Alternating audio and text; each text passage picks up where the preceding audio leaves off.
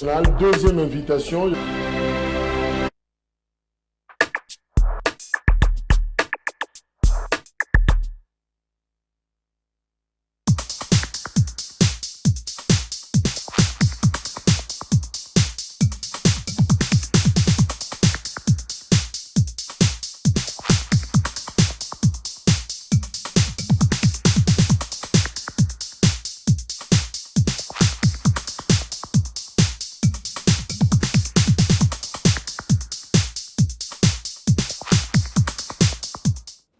27 décembre 2022, il nous reste 4 jours pour Nako Silissa, année 2022. Merci, meilleurs vœux. Nabino Banso, Bozolanda, Grand Forum, sur Perfect Télévision Direct. Il y a Kinshasa, capitale. Il y a République démocratique du Congo, clin d'œil, na Barnabé, Milingagno. Ouais, Zolanda Bisso, d'ailleurs, na prison centrale, il y a Makala.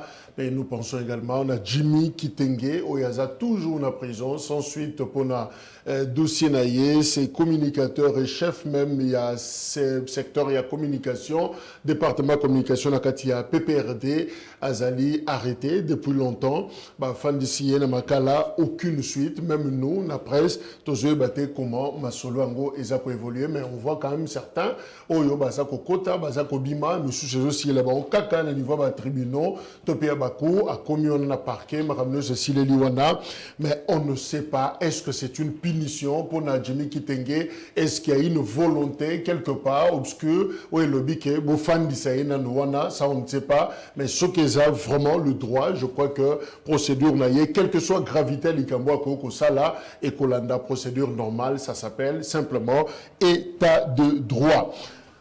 Toza ko dressé bilan pour la semaine à Souka Oyo, il y a actualité politique, Nengeba fait, politique Zaki Nambo Kanabiso, sécurité, diplomatie, sociale, et économie, Nakatia Yambo Kanabiso, Tokolobela Yango, Elongo na Merdi Vazanabiso, Elongo, Kimbongela, Yazana, nouvel élan de Komerdi Mbote. Meilleur vœu, hein. Merci pareillement. Merci. Partager magnifique plateau.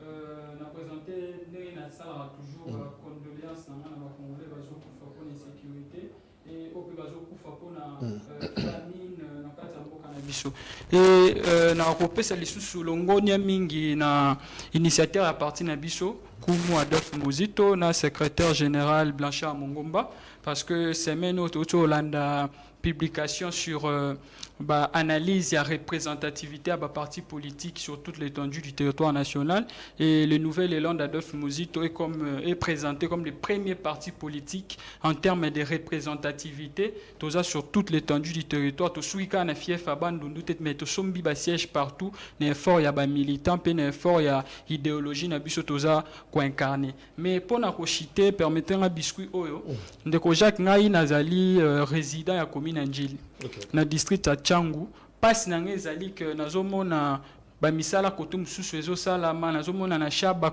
na gambela bazotianzela namona bazobamba banzela mususu partout ailleurs na Kinshasa mais biso na Changu tozali ko bénéficier de l'autre côté Njili ezali impraticable banzela ezali te Changu mobimbe ezali enclavé et nazobeta mbela na autorité ya mboka batala district ya Changu parce que c'est district ekangi population munene na kati ya ville de Kinshasa donc bozali kotika ngo enclavé donc bozali kotika ngo sanzela bozo bokola pe sécurité na ben civique et belé un civisme ezokola d'où il faut total ndenge nini to sala pona district wa munene loko la Changu eza la population presque némo na Congo Brazzaville et connaître peu moi développement dans la ville de Kinshasa. Merci.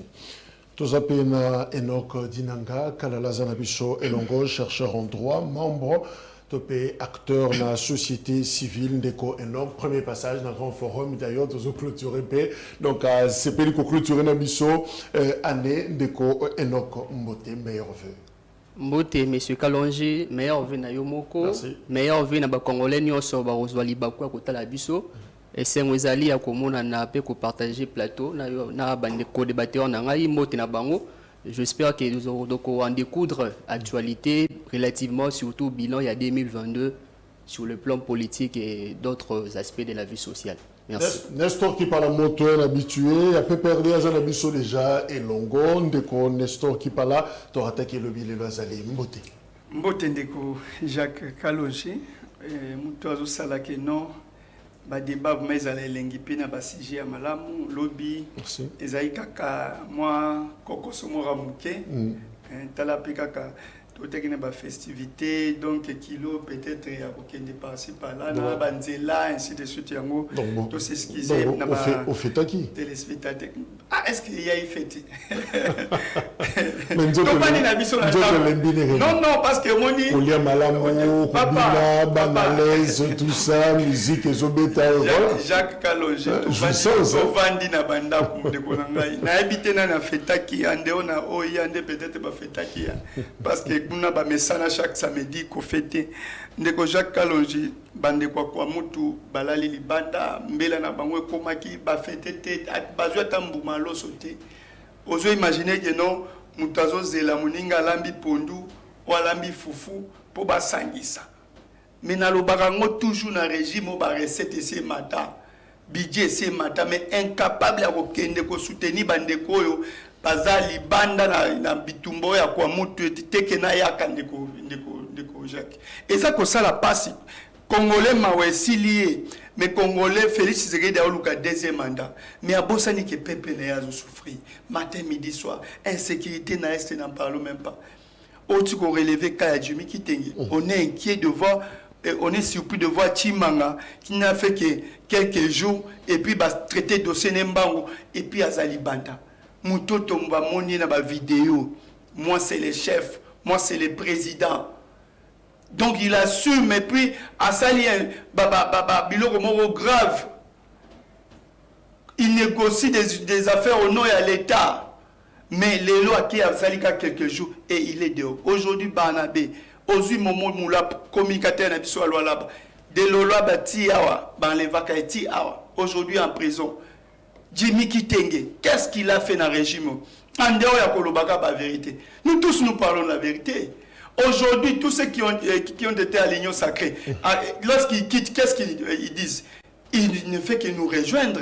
Soko tali ba Franck Diongo, soko tali ba onyo so tuba ba Moïse Katumbi, ba onyo so tuba zaki na union sacrée. Tango bazo bima, bazali ko matele pe ko confirmer kaka o biso to décrire quand et puis tolo baka pona mboka ikende liboso. Tolo baka contre les individualités. Félix Tshisekedi Akanisaki que nos 5 ans à rébellé 5 et 6 lits. Merci. Donc c'est-à-dire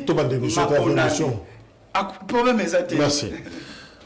Nous saluons Godem Poi, président de l'Assemblée provinciale il y a Kinshasa, mais aussi président national ou fondateur, initiateur, il y a parti Action chrétienne pour le développement de la République démocratique du Congo. Voilà, comme est parti en Rwanda, Action chrétienne pour le développement de la RDC Godem Paul, des initiateurs, il y a parti Wana.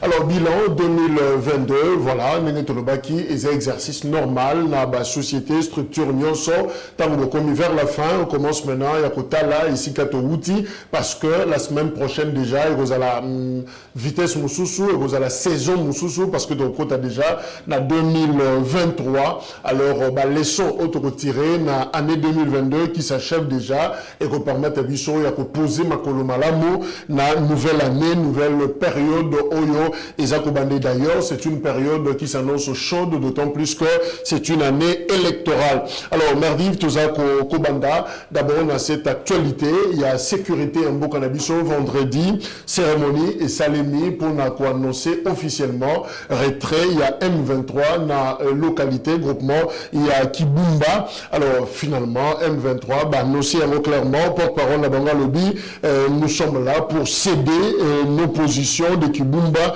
à la responsabilité de la force de l'EAC afin de faire un geste de bonne volonté. Voilà, au M23 à lobby, mais chef il y a groupement, Boniface Kishire, groupement de Kibumba à lobby, non, le M23, bah, ça toujours wana, bah, ça toujours la Kibumba, bah, longwete, d'autres sources bah, informées biso, oui, bah, longwe na Kibumba, mais bah, zo contourné, bah, baluki na simanda, pour le bakende, n'a pas partie ouest ya Goma. Donc pour Bazoua essentiellement localité, c'est-à-dire territoire espace ya Masisi, des places Balingi Bafanda plus précisément Nasake. Donc en réalité, ils ne sortent pas, ils ne quittent pas le lieu de Bazo Baluka. Alors, c'est quoi le piège finalement d'arrêter ya Kibumba? On souhaitait tous que libérer la localité, la zone conquise. Ils sont en train de le faire, mais on doute encore. Vous sentez que dans l'opinion, ça ne passe pas. Mais, conséquence tout simplement, il y a manque, il y a bon leadership à la tête de l'État. Pourquoi? Parce que tout simplement, Bisso déjà dans le bon a nouvel élan, dans le bon a la mouka. Et d'ailleurs, nouvel élan est proposé qui va recommandation pour nous aussi sa guerre. Parmi les recommandations, il faut nous toper sa armée na Bisso ma coquille ou ekosala ke asa la guerre. Armée na Bisso faut la efficace. Bon, comprendre que nous allons chanter diplomatie, mais diplomatie au marché, c'est ce qui force militaire et ce qui la force dissuasive, parce que la diplomatie n'est que les reflets de la puissance militaire sur terrain. Na Kolobandenge Bismarck, ancien chancelier allemand, une diplomatie sans armes n'est qu'une musique sans instrument. Yango tozayo komona lelo bazali nde kozo babiso. Et pourquoi bazali kozo babiso? Parce que bamoni na mupandi na biso résistance à makas ezalité mupandi na biso puissance de feu ezalité. Ndekojak, est-ce que au mona ngo normal lelo biso tondimi to mettre fin na ba affrontement parce que guerre non goûte facilité parce que ba localité belé non ba libérer te bunaga na ti lelo za maboko na bango so ke ikoto ya kuchuru presque parti munene za maboko na bango bazali kozo babiso. Donc omoni balongwe kibumba. C'est tout simplement pour na ba l'accès na opinion internationale na nationale que to se retirer alors que réalité sur terrain yo mo lo bango ba se retirer te to landi ba déclaration à société civile ezali ko na ba M23 mususo ba beti population ba réfugiés au ba bandaki kozonga ezali déjà problème et tant omoni bango balongwe kibumba ba contourner pour abaki Masisi objectif na bango ko ezali vraiment kibumba te objectif de batiki kibumba parce que loko malongwe za été objectif ça wa zende Masisi parce que na Masisi c'est ça polychlore ezali ou ezali minéraux ou ils permettre lelo basala ba fusée minéraux ou ezali lelo très important pour le développement et technologie partout dans le monde et so moni même massacre ou bazali ko sala na Masisi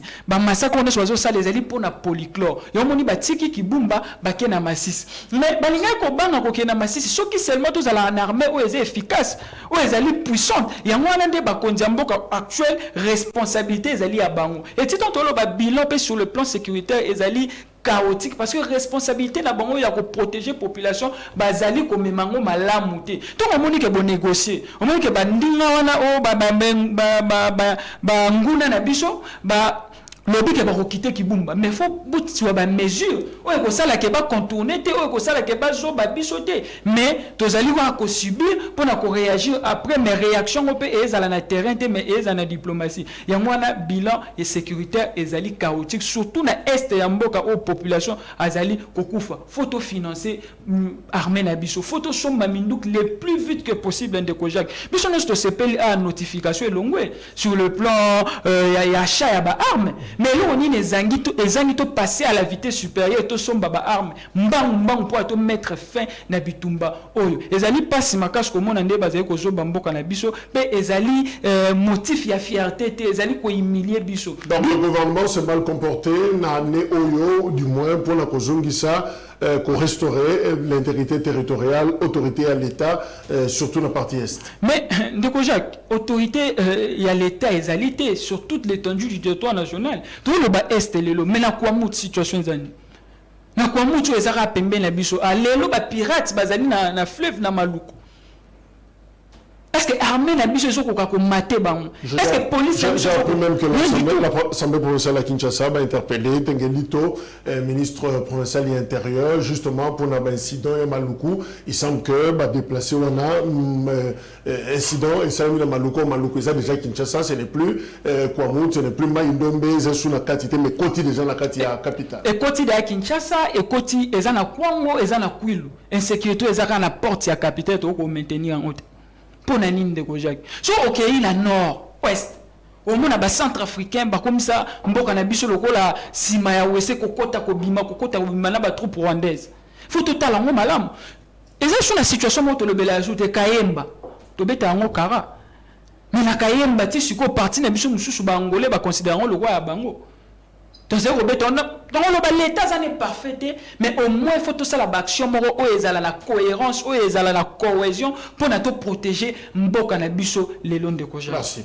Alors ndeko Enoch Dinanga, qu'est-ce qu'il y a d'anormal dans la démarche il y a gouvernement congolais à Néo Mobimba pour restaurer justement Bokundi, il y a Mbulamatari et Sikanyoso pour assurer sécurité il y a Bana Congo. Nous prenons le cas il y a Kibumba au M23 finalement na Souka Yambula ba Lingi to Bazako s'est retiré mais finalement contradiction il y a chef de groupement à lobby que le M23 n'a jamais quitté Bazana nous il se voit même les autorités il y a M23 na kati ya localité en principe selon les accords de Luanda et c'est là qui va na Sabinyo bazonga tina Sabinyo mais na Sabinyo bazonga bazomona bangote batozo bimelela na nzela Masisi et on voit certains éléments rwandais na batenu na bango selon communiqué il y a FRDC on dirait tendance c'est ça qui est na Masisi na Saké précisément 30 km il y a ville il y a Goma chef-lieu il y a province. Alors qu'est-ce qu'il y a d'anormal? Comment est-ce que le gouvernement s'est comporté cette année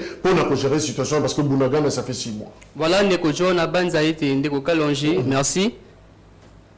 Et c'est l'IP des fois de reconnaître l'effort du gouvernement. Il est évident que le gouvernement congolais a répondre de manière efficace, mais à sali moi ba effort. Ben effort au Banza a été retrait au M23 et s'annoncer et sa première retraité. En 2012 tu vois que M23 il s'est retiré car pourquoi M23 il y a niveau de STRDC? Pourquoi? Carence, il y a autorité de l'État. L'autorité de l'État est s'impose et c'est négocié sur le terrain. Chaque État, pendant la paix, quand la Constitution a le prévoir, chaque État pendant la paix a une obligation de former les citoyens na armée pour rendre efficace. Lorsque biso RDC to comprenait que M23 est loin qui na Est en 2012 pour la ligne tête banza qui était to renforcer notre armée, to rendre efficace, to doter mon ba armée sophistique, to doter ba mité na biso na ba force censé répondre à besoin na bango.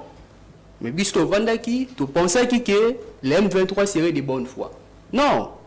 Elle est de mauvaise foi justement parce que l'autre se rend compte que M23 en réalité est camouflé na Rwanda. Oui, ils ont agressé biso. Tout le balelo que voilà embargo ils ont levé embargo tout ça. Vous pensez que la communauté internationale, les 5 États permanents il y a Nations Unies, basés dotés d'une bonne foi pour lever embargo? Non. C'est lorsque la monique et population s'est levée qui solidarité nationale qui constatée sur le terrain. Chacun à niveau naïe à ça qui va effort. Il y a pour transmettre une communication de portée nationale et internationale. N'est pas si que qu'on initie pour secouer va revenir à la raison. Aux France, aux États-Unis, Grande-Bretagne, Chine, Russie, ce sont les 5 États qui sont les 5 États qui rendent l'insécurité et non ne maintiennent pas la sécurité dans les États. Le gouvernement congolais a censé protéger la population à Babienaï. Mais combien de personnes vont courir à l'Est? Il s'est bien comporté en 2022? 2022, je dirais que le bilan est mitigé. Faïza au niveau ni? Faïza beaucoup plus au niveau parce que tu as là. Budget au loi qui na 2022 oyo. Budget a été 2000 a été rubrique réservée à la défense et la sécurité. Ils a combien? Mais tant que nous dotés pour tout doter de force armée na bisoté na moyens efficaces. Soldats la timu asimi munduki biso toki ko simba munduki parce que tobi ko mani yango te. Mais ba oyo batangela yango baza censé ya ko protéger biso. Tant nous opesa ye $100 $200 au bakisi mwanda mumukie alors que aza paratiki bana na kanchacha.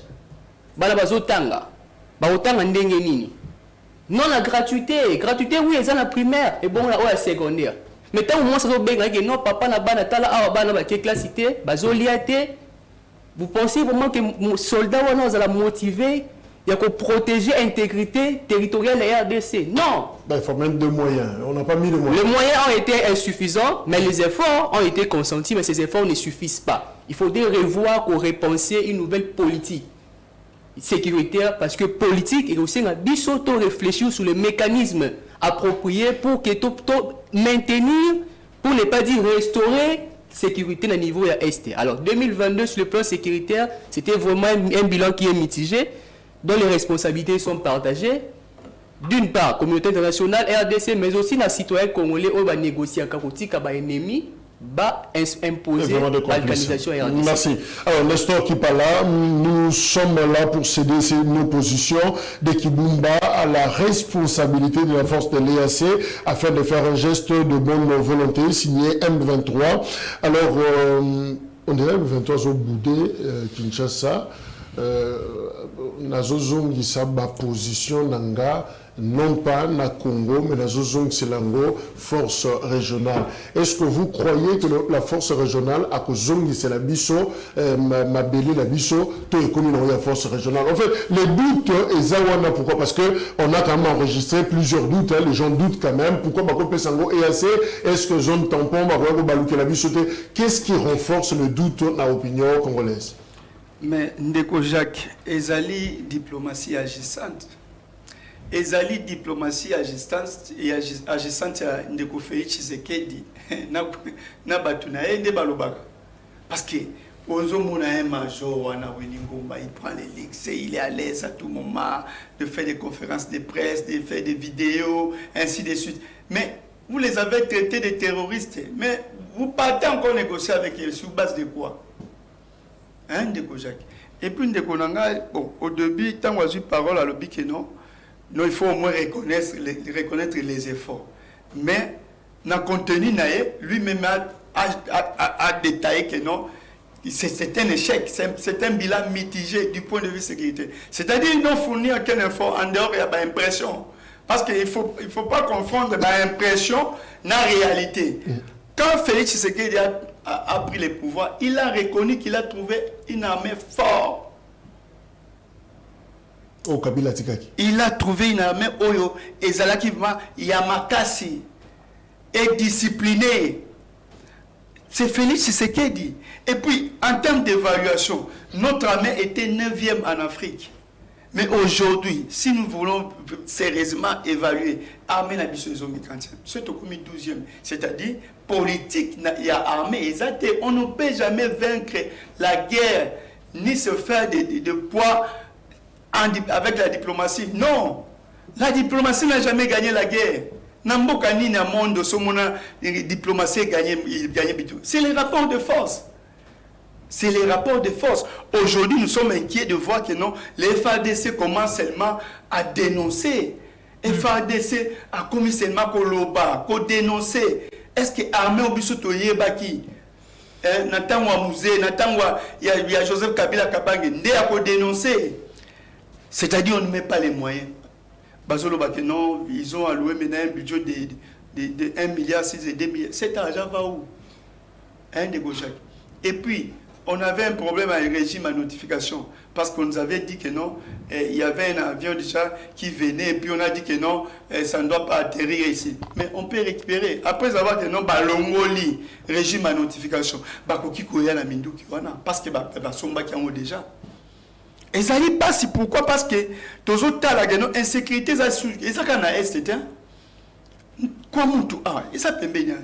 Je vous ai parlé lors de mon introduction que non, Bandeko Bazali va déplacer Bakimi, Baza plus de 10 000 personnes, mais le gouvernement incapable de mener une action même sociale. Ça toko tango. Insécurité nanayo, tous à Kinshasa. Est-ce que tous à l'aise? On se promène à l'aise. C'est l'insécurité. Mais tant que Godin Poison a interpellé le ministre provincial, mais quel fait de Acelo Parlement na kutu donc le règlement intérieur. Oui, c'est l'oiseau salani. Même qui parle, est-ce qu'il y a à craindre pour na Kibumba, Tozonga na Est, est-ce qu'on va perdre cette localité, d'autant plus que M23 a lobby formellement, qu'à Zoko Kende, puis à Koti Kengo, la Boka Force régionale, au lieu bazon qui c'est la mission, parce que avant, ils allaient qui, les autres territoires, la mission. Na lobby, na absolument banon déco, insécurité et zakakana STT. C'est vrai que non. Kibumba, ainsi de suite, les alliés scénarios, oyo, tout ça est convivre. Mais ce n'est pas seulement na béni les jamais. Na béni kuna donc, c'est grave encore. Moka mobimbato, est-ce que sécurité zali? Tolobi d'abord, on dénonçait depuis longtemps que non, lorsque Félix Tshisekedi est allé faire adhérer les pays vers l'Afrique de l'Est. Bien sûr. Ça, c'est grave. Et voilà les conséquences maintenant. Donc, céder, mais au lieu que les FARDC n'est pas remplacé, c'est la force régionale. Est-ce que Nangana a contrôlé la force régionale?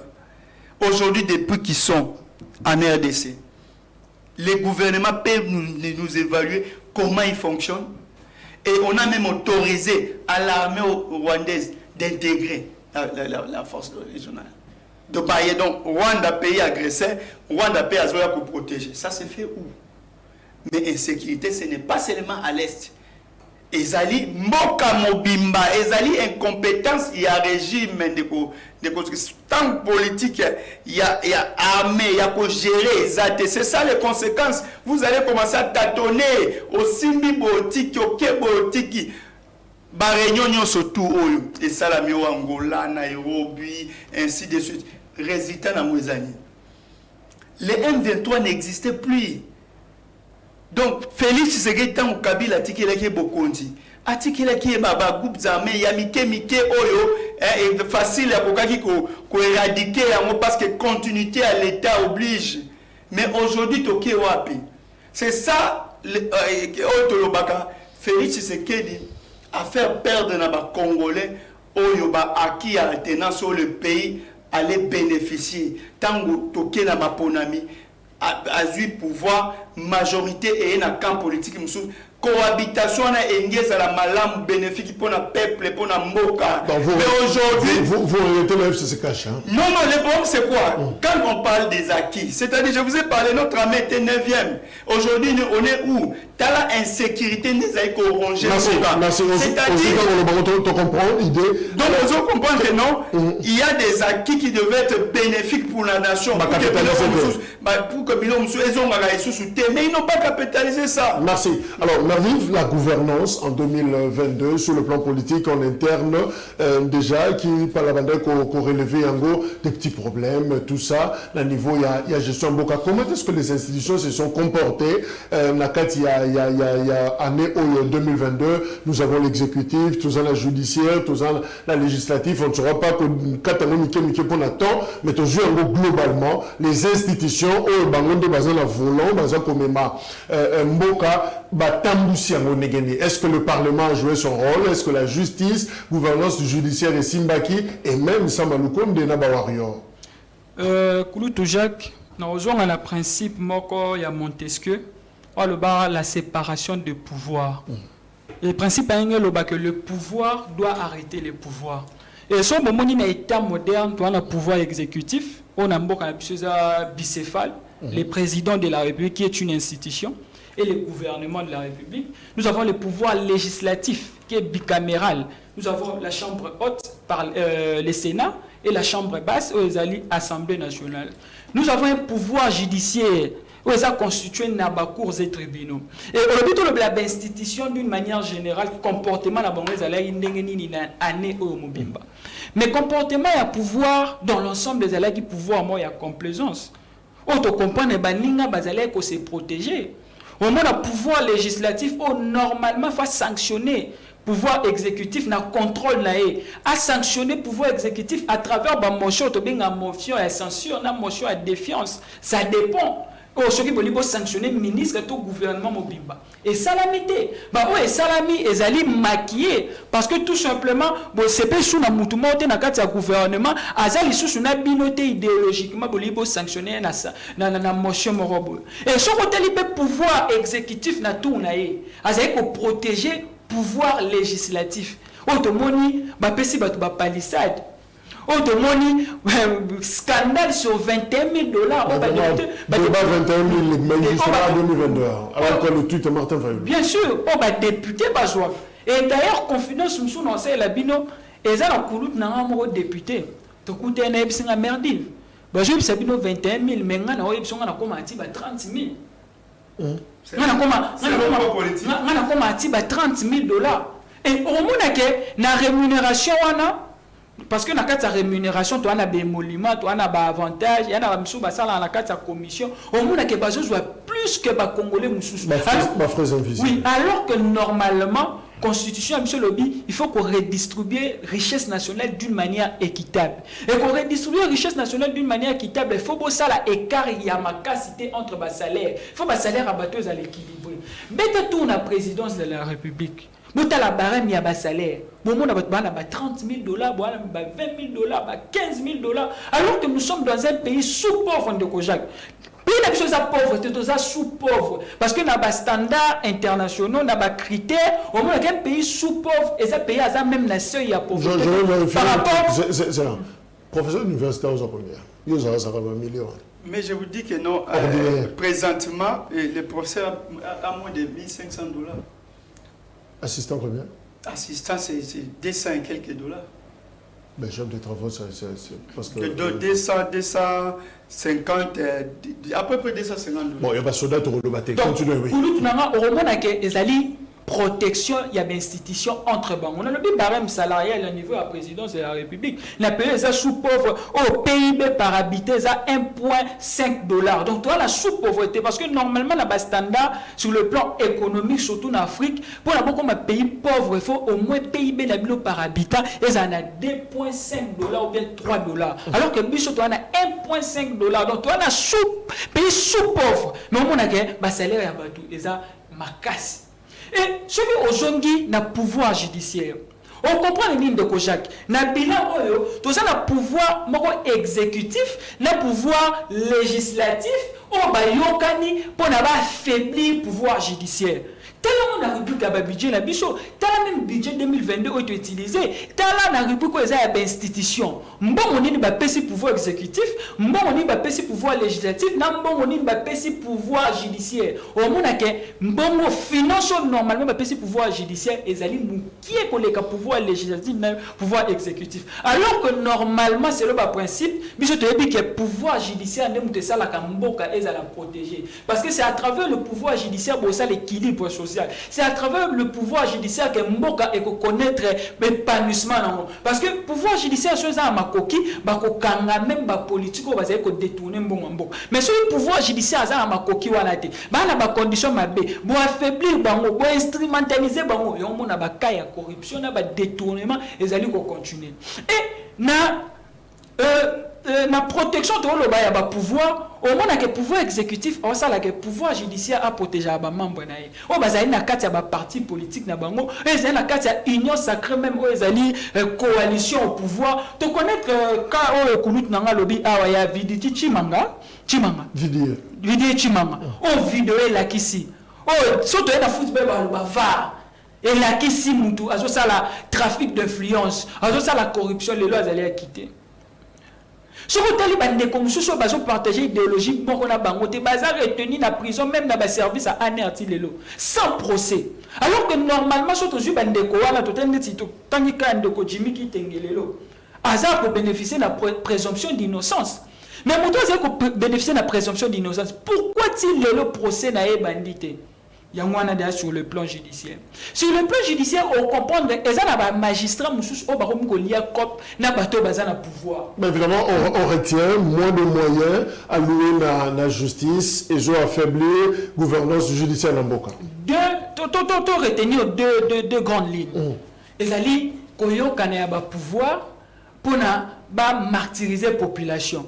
Koyo kanaya pouvoir pour se protéger entre bango. La pouvoir législatif, pouvoir exécutif na pouvoir judiciaire. Mais na koyoka na bango wana, on a deux pouvoirs, exécutif na législatif, bah ça fait en sorte que ba affaiblir le pouvoir judiciaire pour na bango ba la inquiéter. Il y a un bilan sur to caricature d'une manière brève de sur le plan il y a d'institutions, il y a fonctionnement et non la respect, il y a principe, il y a Montesquieu, le pouvoir doit arrêter le pouvoir à travers la séparation du pouvoir. Alors, le chef de l'État dans le Congrès, je crois, il y a 2021, à l'Obaka, que problème, il y a pilotage, ça peut se poser, action, projet qui toque les gouvernements, mécanisme pour la population, mais il se pose un problème, il y a coordination, il y a pilotage, on ne sait pas, il s'adressait à qui, il visait qui, pilotage, Yemoko ou le Premier ministre, et d'autant plus que Tozana Bilongimi Balena exécutif, mais en 2022, les lots, Congrès, c'est l'équipe déjà,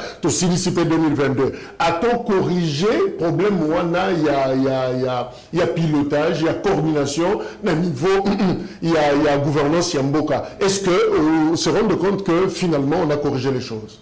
Voilà, merci beaucoup, Koloto. Oui, na CPL, on a lobby théorie à Montesquieu, la séparation du pouvoir. Mais na fustigé encore, parce que biso na gestion pour l'évasion du Congo, tu penseras qu'il faut même approche à Sika, offre à Sika, il y a politique. Tous la société civile, mais tous plus la population et puis même tendance parce que le débat politique, tout le débat trop subjectif. Total à principe, parce qu'ils ont appliqué tout. Séparation de pouvoir n'exclut pas la collaboration. Il est vrai que les pouvoirs législatifs, exécutifs, judiciaires, chaque pouvoir a une autonomie. Mais tous ces trois pouvoirs sont censés travailler en collaboration. Dire que le pouvoir exécutif, législatif, c'est fédéré pour un pouvoir judiciaire, c'est aussi une accusation, ils ont un peu trop... Ben, c'est pas ça. C'est pas tellement ça. Il y a d'autres cas... Mais c'est quoi le problème judiciaire déjà qu'on s'est posé, même les chefs d'État reconnus, le discours, on a presque Nyonso, qui en tout cas justice, c'est une chose malade. Alors, il y a un peu de connu, et ça du fait, il y a un peu ils ont une raison extérieure, et ils ont la justice, la mission, ça a toujours une difficulté. Au moins, la justice, c'est idéal. Ils ont un procès, ils ont condamné, ils ont quitté justice. Non! Justice, c'est idéal, il faut tous censés atteindre. Acquitter une personne, on sait, ça peut former et pour rendre justice. Si les faits n'ont pas été établis, yo lini bazouzi basala nini bakangaika na makasi. Mais si les faits sont établis, il faut pas condamner. Il faut plutôt qu'on fustiger mutu oyo ba faits sont établis, mais ba soustraire na punition ou soit na sanction appropriée. Wana ne mabe. Au moins des fois to bossa na ka forme biso RDC to adopter ka démocratie indirecte.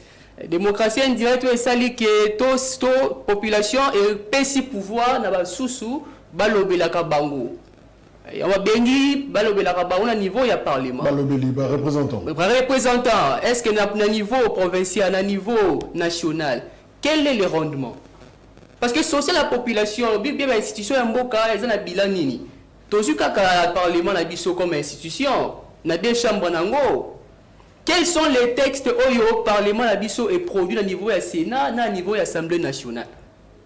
Il y a moko tapeza ki idée moko boya bimisi proposition de loi moko boye populiste to ki sa dot to ça la boye tout na siko est-ce que population dans la pose là qui sa dot? Il faudrait que bateau baza censé représenter biso au niveau ya institution wana batala population azana bosenga ya amélioration ya courant. Ni n'a qui légiférer comme texte n'a proposé de légiférer donc travail parlementaire, production parlementaire et je coûte un combat on a besoin de la population. Correctement. Voilà ce qu'on faut comprendre bien.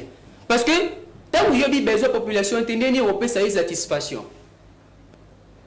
Au niveau du pouvoir législatif, les bilans est bateau pena biso to pona bayaka na bachangu bayina lukunga mwamba funa ti le londo to fana bango bo 5 ans bayeba ba besoin na biso te donc ils sont là toujours ratifier accord moko coopération tout ça mais bayeba raté le biso to zela pas na bango c'est ce que ça veut dire. Na pe ça exemple Kinshasa na biso awa tozu commune Ngaliema et délégat 6 siège na ngona niveau ya PK. Est-ce que Batouana une fois va voter à l'oué Ngalema à qui on va na Gombe.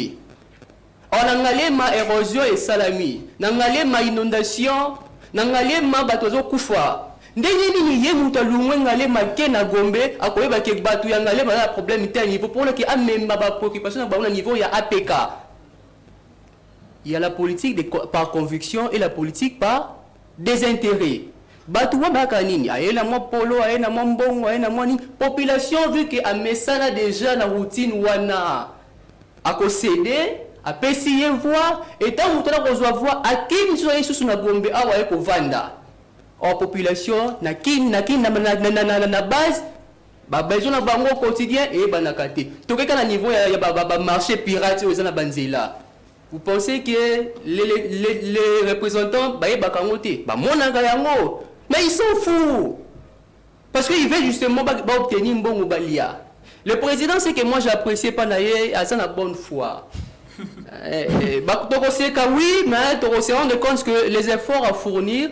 Mais on senti que le président, il n'est pas un gouvernement au quotidien. Non.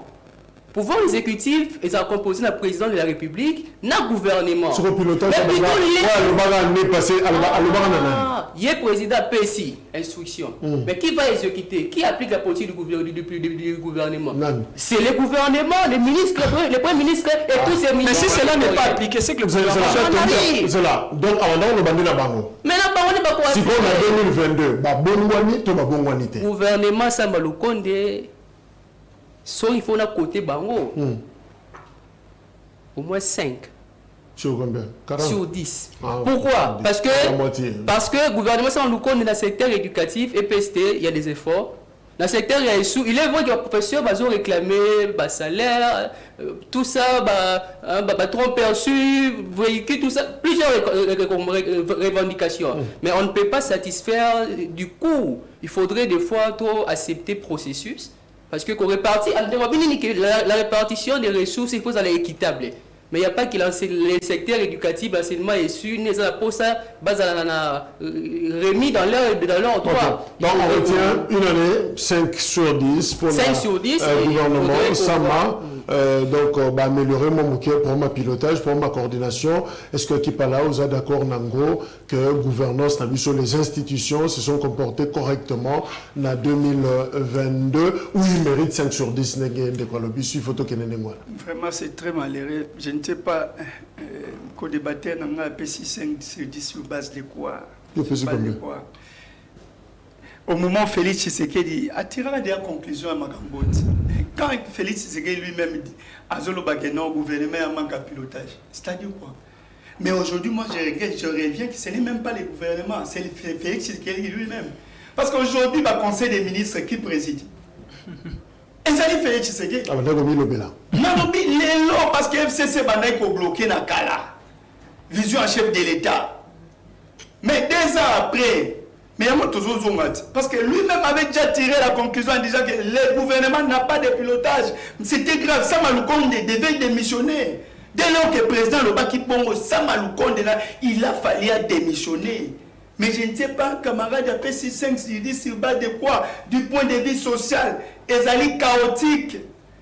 Aujourd'hui, professeur d'université, formé, assistant, directeur, chef de service, chef de division, comment ils sont payés?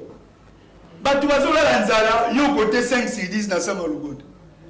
Tu vas insécurité, il y a côté 5 sur 10. Un de vous, tu m'as courant exaté. Mais je ne sais pas sur base de quoi on a cotation en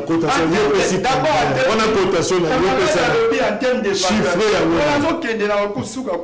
En termes d'institutions doivent collaborer. Mais les institutions doivent collaborer en position de faiblesse. Institutions manquent, sur lequel nous coûte millions et des millions de dollars. Vous descendez voir un magistrat doit souffrir. Il y aura quel genre de collaboration? Mon cousin a la supériorité. Nous sommes affaiblis parce qu'à Moni, nous aura 30 000 $ par mois à se présenter devant lui. C'est ça, les institutions doivent collaborer. Hein, mon frère? Donc il faut qu'on y ait que Batou Bazali qu'on souffre, c'est parce que les régimes n'arrivent pas à imposer sa politique ya malamu pour la mboka ezate. Et politique a fait Tshisekedi, j'ai toujours l'habitude de vous dire, ils ont ba humeur, ba muscle, c'est-à-dire ceux qui n'ont pas l'ingioté. Allez voir les discours de Félix Tshisekedi dans l'Équateur. Maintenant, il n'a plus besoin de ces députés qui lui ont tout donné. Mais il se présente comme déjà un président élu en disant à la population que non, il faut voter pour moi des bons députés. Les meilleurs députés. Est-ce que Félix n'a pas député? Donc, Félix a aussi un député à Malamu pour accompagner. Si on a soko d'empoigne, aussi bâti le coué, Moussala nous surtout pour payer Félix majorité au détriment du peuple. Mais voilà maintenant. Et c'est ça, c'est l'IDP. Ça, c'est Félix Tshisekedi. Depuis, il se pointe comme s'il est déjà élu. Azana pose donc député ça pour na mbokate pour na peuple te ba voter les député à Malamu. Mon frère, obi 5 ans mboka est passé ezali ekotika la mémoire ya ba congolais. Ekotika aujourd'hui Talabeka on doit comment déjà directeur chef de service mais on continue à lui payer comme chef de division. Nous doit comme chef de division ba fouter comme AGB1, AGB2 ou bien ATT1. Nous avons comme professeur, mais on fout comme assistant, comme chef des travaux. Mais comme professeur, comme chef des travaux, on fout comme CPP, comme assistant premier mandat. Ça, c'est le pays Oyo. Donc, il faut avoir 5 sur 10. Donc, mais ils sont grave, parce que dans le secteur ligne Oyo, on peut donner même 2 sur 10 dans Félix Tshisekedi. En dehors de la promesse. Parce que quand on est dans l'Équateur, il y a promesse. Université moderne. Donc, pendant que Nzele est saté, ma belle rouge pour aller pour un moment. Pour un séjour, en termes d'infrastructure, mais est-ce que Bilo on a aussi ce qu'il y a lobby à l'université, il y a doute, brique, bateau de pêche, c'est que Fongola, Nzala Congolais, Nakinkole, Kende Kuna na Mikoti, comme si tu as ça émission Kuna, pour secret Nzala. Président Monaki à Fongola, mais les autres wapi Centrale solaire. Donc tout ça, mais entre nous, est-ce que nous devons dire mais souffler Tshisekedi Namboko? Merci. Non, on est déjà qui c'est la malembe. Qu'est-ce que c'est le 8 sur 10? Félix Tshisekedi, justice est allée, mais il y a des calobi maloko kotonda. Oh, il y a un comment on est justice dans sa Moussala. Maintenant, le président il prend les listes. Oh non, maloko kotonda. Na maloko kuna pe bongisa la biso kuna batu ba kufa. Zala. Non, au moins ezali pas sur moni. Ngai soki nazaka pembe na Félix Tshisekedi c'est président Félix comme mécanisme sous postuler parce que au moins au Congolais vous savez tout ce qui s'est fait na makambo les gens qui ont encore pour ça pouvoir balembagater bazo penser que nos peuples azo ebaté tala ma bêtise aux les canaba enrôlement aujourd'hui tout le monde MLC on a comment il s'appelle ce virunga Mundele a 15 cartes comment est ce virunga mais merci donc c'est-à-dire toujours peut ça conseil Félix c'est que ça n'a pas marché il faut laisser les choses d'ailleurs pour qu'il y ait la malamou, il ne même pas candidat. Parce que en termes de cotation, parce que Abimana a 0, parce que normalement il a 0. Bonne nouvelle pour le bourgmestre qui est récemment nommé. Et voilà, notification, lobby déjà, il s'est maquillé un bâtiment territorial à Kinshasa, avec une petite erreur matérielle dans la commune Kimbanseke. On va notifier Moutasika, va notifier Moutakala, Mama Picasso, surtout qui comme limité la liste Moutakalanda, on ne sait pas, mais à niveau il y a vice-primature, il y a intérieur, ils vont corriger rapidement. Et cette erreur, ils ont été balongoli mutasika pour batia oyazaki kala donc bako corriger et en gros tous les bourgmestres bazo banda musala na bango correctement. Alors il permet de bisoto le ya enrôlement, gouvernance justement électorale parce qu'il y a des euros bouclés année oyo scandale des alliés quelques erreurs ba faute ba raté et ça peut enregistrer na démarrage ya enrôlement déjà to noter quelque part to jouer déjà plein touana maman continue na 4 centre il y a enrôlement pe akotaki maman tangazo bima abimi papa. Au fait, je vais dire pour nous expliquer akotaki féminin abimi sexe masculin parce que la carte coché la place masculin maman tchaki kate metango bana batale lié ba misuso maman komi PD maman komi tchaki mobulu la carte il a fallu à zone la pour corriger carte naie mais avec tout le temps parce que yemorona le pouvoir de sa carte là ça a pris plus de 30 minutes alors ceux qui baillé sous pour annuler ba bandelengo voyez 30 fois 2 pour la mutumoko ça fait 60 minutes je crois que vous avez le scandale ba te belé ba kosilika mususu a s'enrôler en décembre 2022 mais signature il y a carte et bimi le 3 janvier 2023 ce que tu as batté ba ko signer le 3 janvier to ba si ba mi signaler déjà na signature à janvier ba signer na décembre alors confusion ezali ba âge ba kombo ya bato biloko belé tout le monde même de comment quoi moi si agent électoral pour quand photo capture madame femme Mata Nicolas Ban donc à Mati pour Nicolo je sentais capture na ndenge ya boye alors et je là qui ça professionnalisme on ne sait pas alors ndeko Merdive yo constaté qu'il y a une gouvernance électorale enrôlement bandi calendrier bimaki bien que il y a ces trios Mukwege Matata Fayulu basali déclaration de bango conjointe notamment ils ont fustigé Likambo il y a élection na déclaration on a et non le est-ce que nous examinons gouvernance électorale en 2022 Nebeka Seni va se comporter est-ce que c'est bon jusque là où il y a des choses déjà il faut qu'on sonne Ndeko Jacques nous allons répondre à la question là donc il y a une minute mais permettre à la zone qu'il y ait un problème de pilotage. Bichon la droite au Lobaka, nul ne peut se prévaloir de sa propre turpitude. Donc Moutako les laté pour ma benne, Moura Lobaka ma benne ça la non ok na bololé bon bololé ne créer là. Non tu les apprécies. Moutako les la bonne compétence de mon côté non. Parce que tout vote à président, candidat président de la République, et ça n'a pas tout PC Makoki à ça la dépôt dans Mboka. Il y a des moutazans à pouvoir. Sauf si c'est bilan, vous allez il est à ça maloukonde de raison pour laquelle on a ma ponami, de l'ingarato pesa moutou à la président de la République, mais en même temps à jouer peine à bénéficier de la majorité parlementaire. Il permettrait à sa premier ministre Oyo Barosala pour la boula Mboka par rapport à programme d'idéologie nae. So le premier ministre a coquille normalement faut motion directement gouvernement ou il besoin gouvernement ou bien vous allez remaniement yango wana et tant de konanga lobi awa problème ezaya ndeko Félix Tshisekedi ezende ya gouvernement yango wana ndé ezali amalgame on doit faire la différence de choses. Tant le problème ezaya gouvernement ezaya ndeko Félix Tshisekedi tant ndeko Félix Tshisekedi en tant que président de la République c'est lui le patron de la majorité au pouvoir jusqu'au parlement yende mutazali patron non tant la monique gouvernement salade alors ça la ni sur le plan politique il a des députés, il a la majorité à initier directement procédure pour le gouvernement pour pas jouer à malonga. Il y a une protection entre les bambous.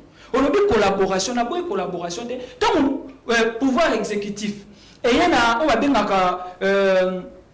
projet de budget, ce qui a y ils avaient déjà collaboration sur le Parlement et adopté.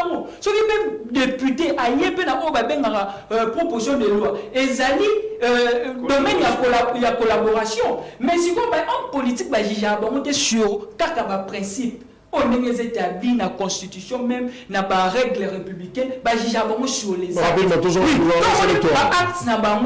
pour se protéger, actes pour voter le budget pour pas passer dans le pouvoir judiciaire en bon moment. Il y a un moment pour se protéger.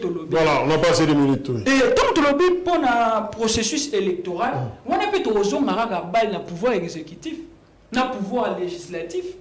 Bangonde na collab na nini na koyoka na bangonde basali makambo ko matina niveau haut ndeko Jacques lelo ba problème on nyos bozo mona eza manque ya préparation parce que lorsqu'on gagne les élections lorsque vous devenez président de la République vous devenez député à partir d'un moment là pour bandi Moussa, il faut préparer l'élection pour l'élection vous avez moyen d'expression du peuple mais l'élection vous avez moyen au peuple à pouvoir pour choisir les dirigeants ils ont moyen de pouvoir il y a d'évolution au pouvoir dans un régime démocratique mais tout le monde va jouer pouvoir va vivre l'élection à Aézélana il y a des problèmes parce que nous Jacques beaucoup se souvenir les Congolais que chaque budget va réserver quota pour l'élection.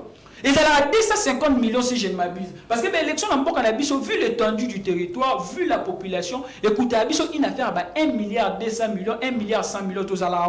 Donc pendant 5 ans, si on a 250 millions, dans 2 ans, vous aurez 500 millions. Dans 4 ans, vous aurez 1 milliard. Et dans 5 ans, 5e année, année électorale, vous aurez 1 milliard 250 millions. Mais que nous, tout n'a pas Abisso Kadima. Le financement est à combien pour le processus électoral? Quand la militaire a le 300 millions, 400 millions. Mais si vous avez mis dans combien? Et avec 300 millions, 400 millions, est-ce que vous pensez vraiment que tu organisez pour Namiamalam? Ou on a une responsabilité? Il y a le gouvernement de la République, il y a le président de la République qui est une institution, il y a le pouvoir législatif. Oh, normalement, il ne faut pas contrôler le pouvoir exécutif. Donc, on s'organise à donner moins de moyens à ces niveaux. Oui. Oh, normalement, il ne faut pas contrôler le pouvoir exécutif. Oh, le bagage. Oh, mais tu as gagné 250 millions. Alors que les lots, par exemple, vous avez budget Mati, tu as 14, tu as 15, tu as 16 milliards de dollars. Mais comment est-ce que beaucoup qui ont bandit pour ma si vous allez sur la ferme, monsieur de Kojak, tu vivre vivre un népotisme. Na ba agent oyo bazali na okati ya ba centre pour na normalement ba faire enrôler bateau. Bateau yo ba qui ba formation. Le bien il y a une émission na chaîne mort de la place. 3 personnes ba benga biso to qui ba formation mais to yebo to kota na centre ba kombo na biso zate. To kuti ba tie ba tumususu baza soki ya parti politique isongolo. Mais bateau ko tie ba parti politique. Est-ce que baza expert informaticien? Est-ce que bayebi ko sala ba saisir na ba machine? Est-ce que batangeli ba machine wala ko spécifique pour l'enrôlement des électeurs? Batangeli monté. Et on remona les bazo kanga ba photo molili, surtout que ça noir et blanc, et les gens on a la photo. Ya monde de Koja ko remona lelo mutu amati likolo ya yaba pour na akanga photo lokola gardien égyptien no mateli likolo photo so ba jui kan. Donc les amis problème déjà yango wala, il y a une préparation problème, il y a légèreté la gestion, il y a mboka, il y a reste public parce qu'on ne peut pas gérer les élections de manière légère parce que l'élection on a des même la situation politique chaotique en 1960. Voilà, tous ceux qui ont reçu que ça gouvernance électorale na 2022, est-ce que on a sous-estimé justement enveloppe il y a CENI, on lui a pas donné les moyens, est-ce qu'il y a une volonté politique d'empêcher la CENI à la vraiment à la hauteur, il y a Moussa Naye. Et comment expliquer tous ces ratés déjà dans l'enrôlement? Voilà, merci beaucoup. La bande a été des fois au boss dans principe pour réagir ça management, contrôle la théorie des 3C. Commander, contrôler, corriger. Pourquoi commander? Ceux qui ont aux autres veillé que application au PCI et ça ils sur le terrain. Il faut qu'on contrôle. Si on dit que les alliés n'ont pas faille, il faut qu'on corrige. Le président de la CENI a comprendre qu'il a une responsabilité à organiser l'élection. Parmi les modes d'accession au pouvoir, nomination, cooptation, la voie principale démocratique, ce sont les élections. Tu brosser un tableau sombre, mais moi j'ai dit un tableau mitigé. Mais pour qu'il y ait un changement, et où t'as une élection. Il y a un moment où il y a une télé, tout communiquer la population, va s'enrôler massivement. Dans le moment de l'élection, prenez tout ce qui est comme le changement, on va corriger les choses. Tout dépend de la population où il y a un pouvoir. L'article 5 de la Constitution prévoit ça. Mais la population, il faut comprendre qu'il faudrait que tous s'élever. Révolution, c'est des fois pour prendre les risques d'aller. Au moins, à niveau SNI, il y a beaucoup de failles. Toujours. Parce que nous avons un engagement. Dans le centre, ceux qui sont censés recevoir Batou. Et ces personnes qui sont là, du point de vue critère, compétence ou favoritisme.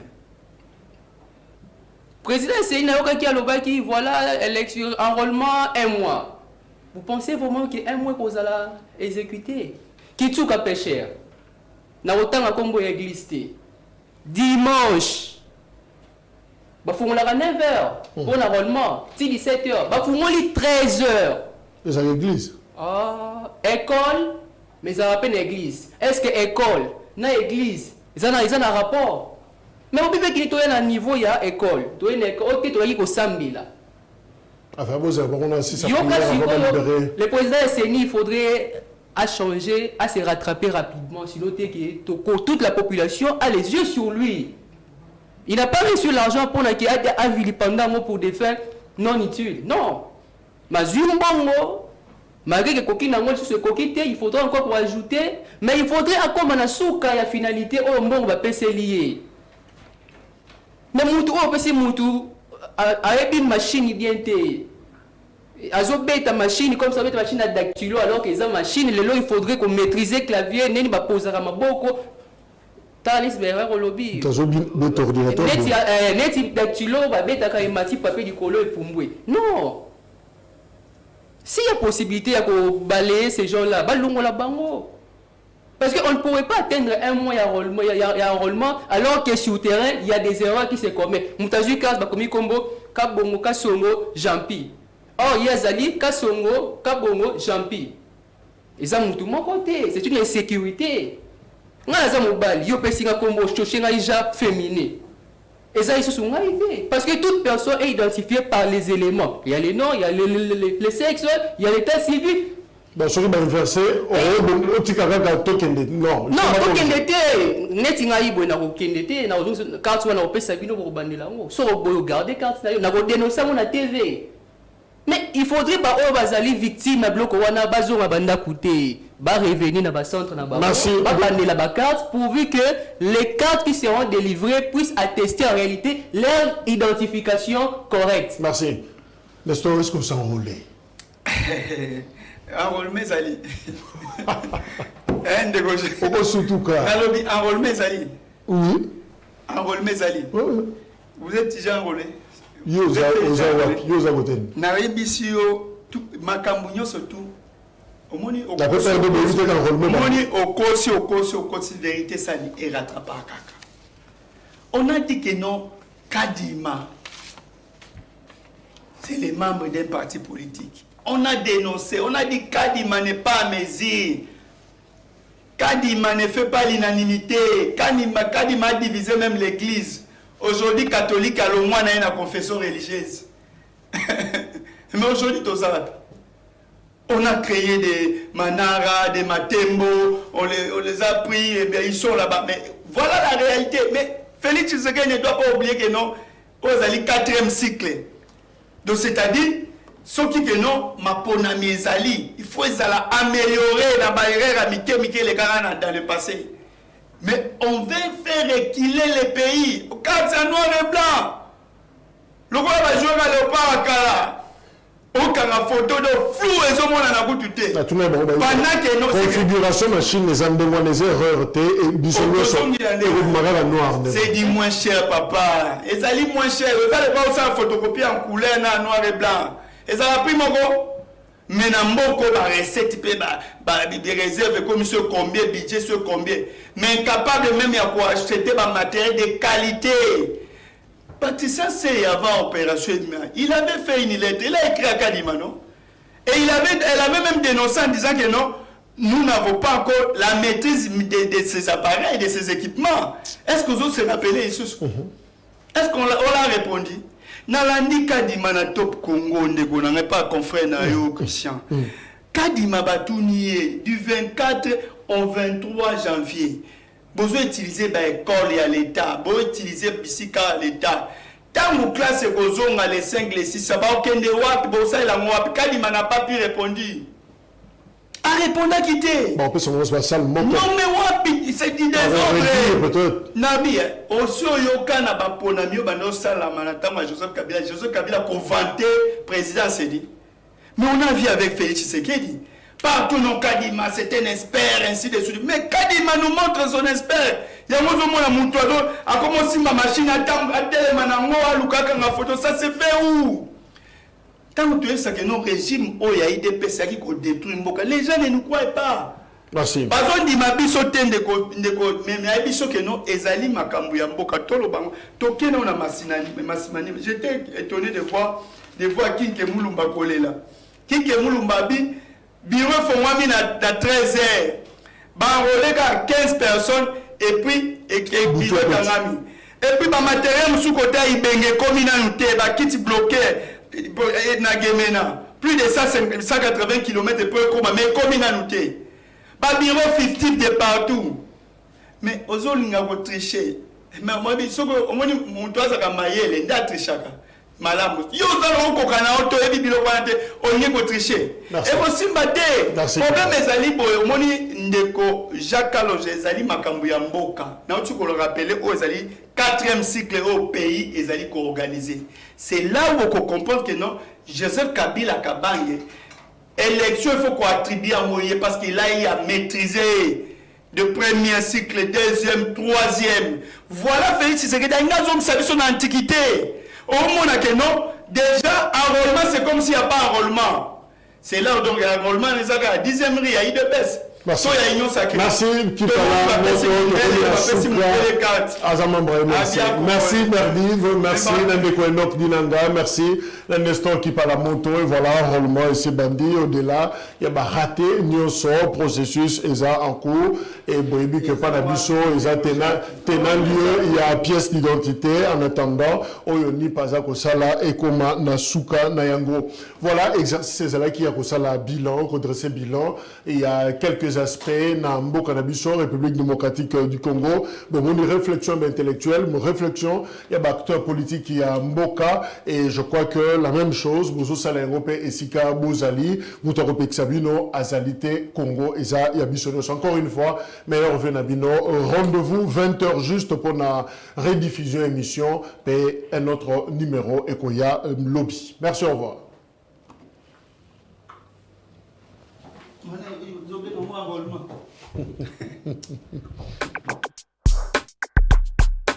La deuxième invitation.